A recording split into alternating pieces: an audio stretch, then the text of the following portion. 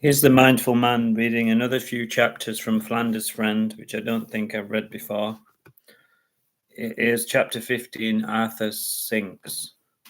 Arthur had been off visiting relatives, but now he was back and he couldn't wait to tell Tim of his adventures. Tim climbed the tree to get a better view, and he was only 200 yards away. Tim waved excitedly to Arthur, and Arthur waved back, but then he fell to his knees.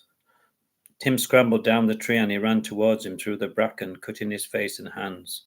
He must have tripped, thought Tim, but when he got closer, he could see that Arthur was now up to his waist, and he was sinking lower, like quicksand.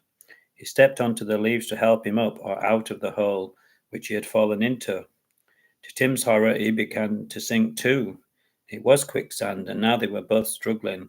It was like wading in cold, thick porridge, thought Tim. Give me your hand, grasped Arthur, and Tim reached out and he felt Arthur's strong grip, and Tim felt himself sinking deeper still. The more they struggled, the deeper they sank. Before they could think straight, they had sunk up to their chests and then to their chins, with just their arms raised up as if to shake a fist at the indifferent sky.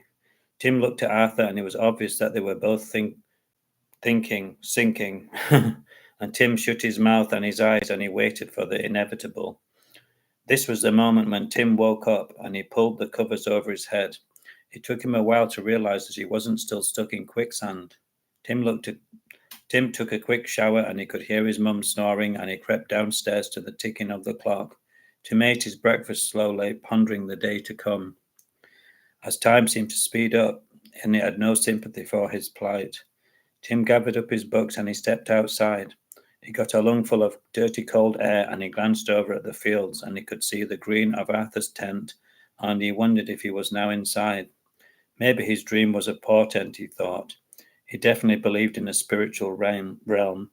His dad had showed him that. He was definitely not alone, and it was a great comfort to him. But he still wanted to see Arthur. He missed their chats. Hope you enjoyed. Please sub me.